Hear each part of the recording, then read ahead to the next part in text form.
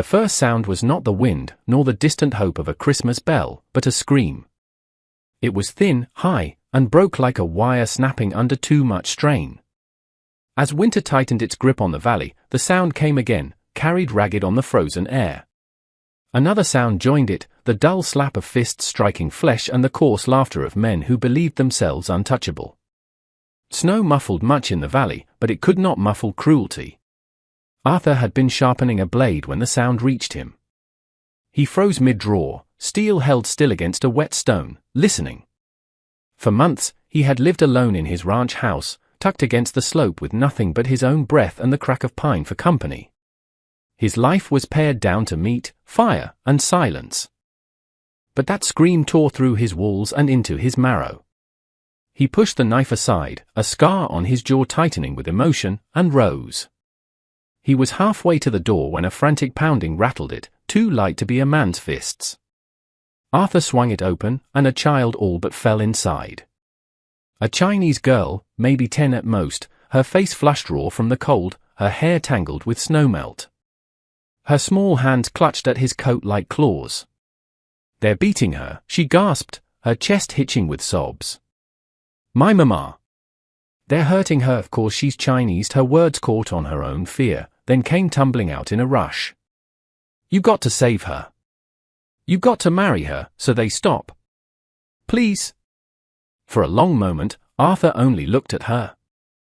His eyes were dark, unreadable beneath a heavy brow, the face of a man long used to quiet, not please. But the girl's grip would not let him retreat into silence. He could feel the tremor of her hands, the damp of her tears soaking his shirt. When she raised her face to him, eyes wide with both terror and stubborn hope, it cut through something calcified inside him. He did not speak. He only reached for his rifle. The girl stumbled after him as he stepped into the storm. The snow stung, driven sideways by the wind, sharp as needles against the skin. Arthur followed the child's small figure as she led him down through the timber. The closer they drew to the settlement's edge, the clearer the sounds became, shouts, jeers, and a woman's voice, choked but defiant. They reached a clearing near a shack where 6 men stood ringed around a slight figure. A woman in threadbare clothes, her dark hair streaked with snow, her cheeks already bruised purple. She staggered but stood, clutching her arms as if to hold her ribs together. Laughter cut the night open. Arthur stepped from the shadow into the lantern light, his presence stopping the nearest man mid-jeer. "Well, well," one spat. "The hermit's come down. This ain't your business, Graham." "Go back to your hole." Arthur said nothing. He only let the rifle rest easy in his grip, its barrel angled low but steady. His silence carried more weight than shouting. One of the men sneered, "Maybe he wants her, too," and shoved the woman forward so she sprawled in the snow, coughing blood onto the white drift. The girl whimpered from behind a woodpile. Arthur moved then, swift and silent. He swung the butt of his rifle hard into the jaw of the closest brute. The crack of bone snapped through the air, and the man fell like a felled tree. Shouts erupted as the others came at him. He swung again, the rifle stock smashing into ribs. He pivoted, driving his shoulder into another's chest. Fists landed against his back, one catching his temple. He grunted but his grip did not falter. The woman scrambled away, her daughter darting to her side. The fight was ugly and close, breath steaming in the frozen dark. Arthur bled from a cut at his brow, but he stood immovable. When at last the final man staggered back, clutching a broken nose, the others dragged their injured into the dark, spitting curses. "This ain't over," one shouted. "You'll regret crossing us." Silence and the storm remained. Arthur turned, chest heaving. The girl clung to her mother, whispering, "Mama, Mama." The woman tried to rise but swayed. Arthur stepped forward, bent, and without ceremony, lifted her into his arms. She was lighter than she should have been. The girl followed close, a lantern bobbing in her hand, as they left the shack behind.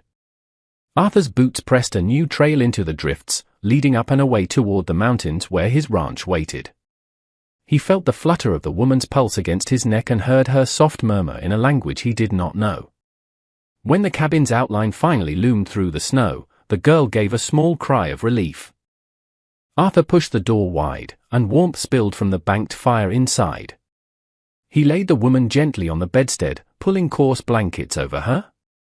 The girl dropped the lantern and climbed beside her, stroking her face. Arthur stood a long moment, rifle still in hand, his own blood dripping onto the floorboards. He turned to bar the door, each iron bolt sliding into place with finality. Behind him, the woman whispered in halting English, her voice breaking yet firm, "Why? Help!" He only met her gaze for the first time, seeing not weakness, but a fire banked deep, flickering through the pain. The girl, her eyes wide, whispered once more into the hush, "You'll marry her now, won't you?" Outside, the wind keened against the shutters, but within the cabin, a frail warmth began to gather. The fire had been coaxed higher, its glow throwing long shadows against the timbered walls. Arthur sat near the hearth, the muscles in his arms corded as he worked the edge of a log with his knife. On the narrow bed, the woman, Lena, lay half-raised, her child, Mai, curled at her side in a fitful sleep. Lena's hand trembled where it rested on the blanket, her lips split and bruised. Arthur rose, crossing the room in 3 strides.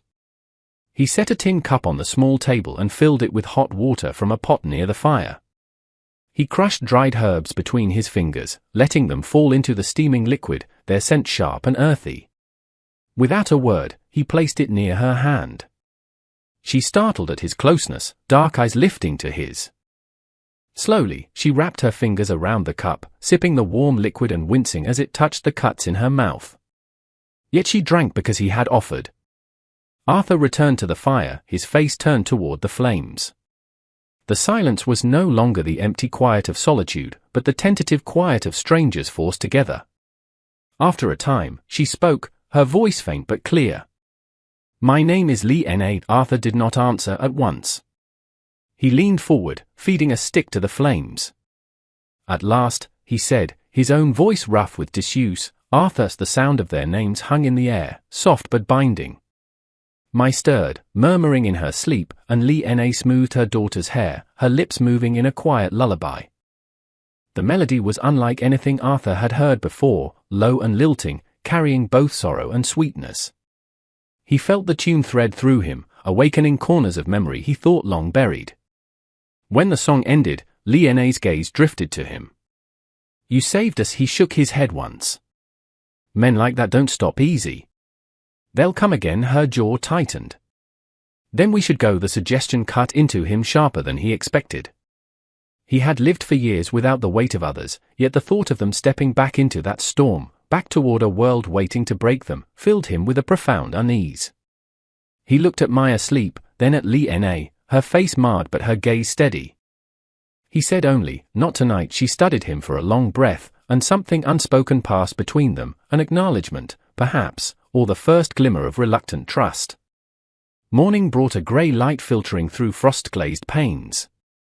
The storm had settled into a steady, quiet snowfall. Mai woke first, rubbing her eyes. "You're big," she said, looking at Arthur with the open curiosity of a child. He merely lifted a brow as he ladled porridge into 3 bowls. Lena tried to rise and faltered, pain flaring in her ribs. Arthur was beside her instantly, one hand steadying her elbow. She stiffened at his touch, pride flashing in her eyes, but she let him help her sit. They ate in silence, the sound of spoons scraping tin the only measure of time. After the meal, Arthur found Mai's small shoe beside the hearth. Its sole was worn through, the leather flapping loose. Without comment, he set about repairing it with a needle and twine, his large hands moving with surprising care. Mai watched him, a small grin on her face. Lena's eyes softened, but a shadow lingered there. She knew Arthur was right, their safety was temporary. Later that day, a knock rattled the cabin. Arthur's hand went instantly to his rifle. It was a local trapper, his beard crusted with ice. "Words out," the man said. "Those fellas you tangled with are stirring up trouble. Talk of coming back, maybe burning you out." His gaze slid past Arthur, landing on the woman and child inside. "Best be ready." Arthur nodded once and shut the door, the bolt sliding home with a heavy thud. Lena had risen to her feet despite her pain. "They will come," she said quietly. Arthur set the rifle against the wall, his voice even. "Let them." That night, as the snow deepened outside, Lena hummed her lullaby again. When the song faded, she looked toward him in the dim glow. "You should not risk yourself for us." "Why do you?" Arthur lifted his gaze, the firelight catching the scar at his jaw. He did not answer directly, but his silence was an answer in itself, one Lena felt rather than heard. The wind pressed harder at the walls, and for this night, the cabin held. She thought of her daughter's plea, "Marry her, please," and felt the weight of it settle in her chest. In the days that followed, a fragile rhythm formed. Arthur mended tools and set traps. Lena, as her strength returned, tended the fire and swept the floor. Mai sometimes followed him outside, filling the silence with her chatter. Yet beneath the quiet, a sharper tension lurked. Lena flinched at sudden noises, her eyes searching the shadows. One evening, as the storm eased, she finally spoke of her past. "I was 16 when I left Guangdong," she began, her voice low. "My family sold what little we had to send me and my husband here. America promised gold." She drew a shaky breath. "He worked the railroad. Then the mountain took him in a cave-in. They left his body buried under stone." Arthur's jaw tightened. He knew the kind of silence that followed loss. "I washed clothes after that," she continued. "For settlers, for miners. Some spat when they handed me shirts. Some tried to take more than work. When I refused, they spread lies. The beating you saw, it was not the first." She swallowed hard, forcing strength back into her tone. "I told myself to endure." For her she touched my sleeping cheek. Arthur watched the small, tender gesture. He thought of his own wife and son, taken by fever in one cruel week. He had not spoken their names aloud in years, but in the hush after Lena's words, their memory pressed close. "You fought," he said at last, his voice gravelly. "That matters." She looked at him then, truly looked, and saw in his scarred features a grief that mirrored her own. They were no longer just strangers bound by survival, but two souls who recognized the same hollow places in one another. The next day, Arthur rode into town for supplies, leaving them at the ranch. In town, he felt the eyes on him. Men leaned against posts, spitting into the snow as he passed. One muttered loud enough to hear, "Hermit thinks he can keep her." "He'll learn." Arthur ignored them, bartering for flour, salt, and ammunition. His silence was its own warning, but he knew words spoken in the dark could gather like wolves. By the time he rode back, dusk had settled. The smoke from his chimney was a welcome sight. Inside, he found Lena tending the fire, her daughter humming softly. The cabin smelled of broth. She turned as he entered, and for the first time, he saw the faintest lift of a smile touch her mouth. Not joy, but gratitude. It was enough to mark the cabin as something more than a shelter. It was the beginning of a home. That night, as Arthur worked oil into the stock of his rifle, Lena sat across from him. "They hate what they do not understand," she said. "They fear what is different. You risk yourself for us." "Why?" He lifted his eyes from his work. "Lost my family," he said simply.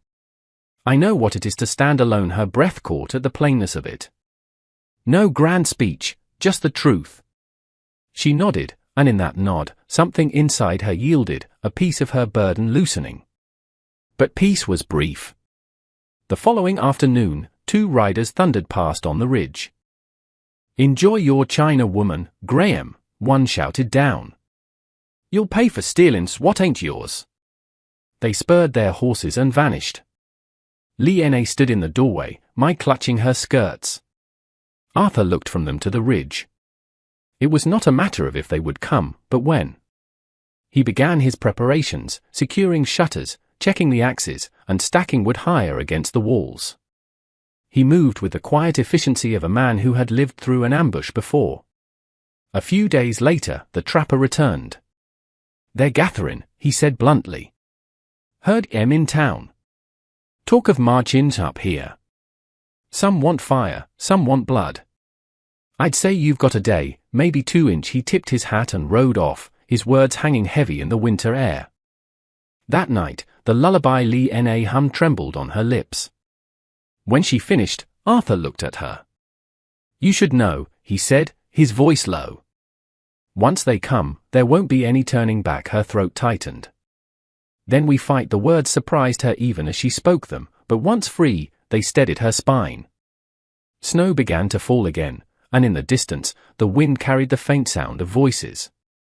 Arthur stood, every line of his body tense. In the dark, men were already moving. The night broke open with fire.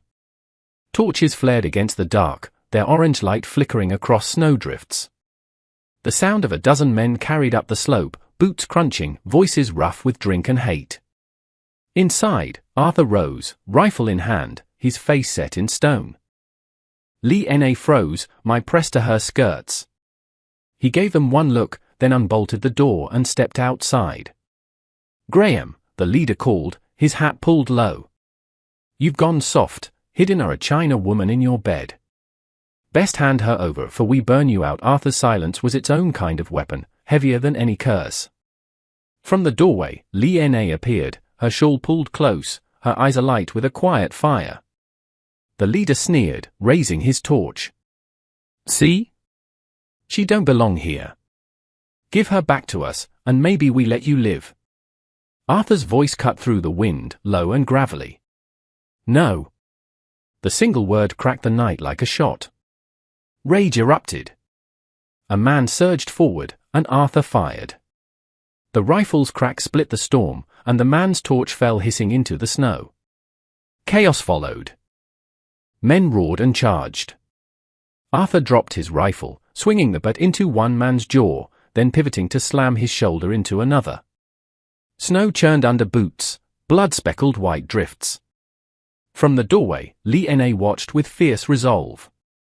When one man broke past Arthur, she seized an iron pot from the fire and flung its boiling contents into his face. He screamed, clawing at his eyes. Arthur fought like a man with nothing left to lose, but there were too many. His breath came ragged, blood dripping from a gash at his temple. He felt the weight of them like a tide, threatening to swallow him whole. Then, the mountain itself gave its answer. The snow that had hung heavy all week groaned from above. A crack echoed across the ridge, and the world vanished into a roaring, thundering avalanche of ice and snow. The white fury tore down the slope, swallowing torches, men, and shouts. Arthur grabbed a cabin post, bracing himself as the edge of the slide rushed past. The settlers' screams were cut short by the roar as the earth trembled, burying everything in its path. In moments, it was over. A deep, suffocating silence returned. The clearing was altered, half the men gone under the mountain's weight. The rest fled into the night. Arthur straightened slowly, chest heaving.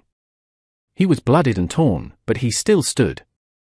He turned toward the cabin where Lee Na was clutching her daughter, relief breaking across her features. She stepped forward and knelt beside him, her trembling hands reaching to touch the cut on his brow. Her fingers were gentle as she wiped the blood away. They will not come again, she whispered, her voice raw but certain. For years, Arthur had lived without purpose, locked in grief. Tonight, in her eyes, he saw not weakness, but fire. The girl, slipped from her mother's arms and clutched his coat. You saved Mama. You saved us, she said, her eyes shining. Now you'll marry her? Won't you? The question struck again, small yet piercing. Lee Na froze, but Arthur did not move away. His gaze stayed fixed on hers, steady and searching. Dawn broke slow and pale over the snow-laden ridge. Arthur stood with Lee Na at the edge of the clearing, the child between them. Take my name, he said, his voice rough. You'll be safe here. It was not romance or poetry, but a shield and a promise, carved from a man who spoke with deeds, not flourishes. Tears welled in Lee Na's eyes, slipping silently down her cheeks. She nodded once, sharp and certain. Arthur placed his broad hand gently over hers. His scarred fingers dwarfed her own, but the weight was not heavy. It was steady. Above them, the sun broke through the clouds, gilding the snow with light. The cabin was no longer a hermit's refuge, it was a home, hard won and fragile, but real. The mountain had taken lives, but tonight it had given something back. Mai, caught between them, whispered with the final certainty of a child who believes what they see. "Now we're a family." The words lingered in the cold air, fragile and luminous. The cruelty of men had come with fire and hatred, but the mountain had answered with fury. What remained now was silence, broken only by the crackle of fire within and the faint hum of a lullaby from Liane's lips. For the first time in years, Arthur felt the weight on his chest ease, replaced not by joy, not yet, but by something steady, belonging. The world was still cruel, still vast and dangerous. But here, in this cabin, on this mountain, they had carved out a space that cruelty could not claim.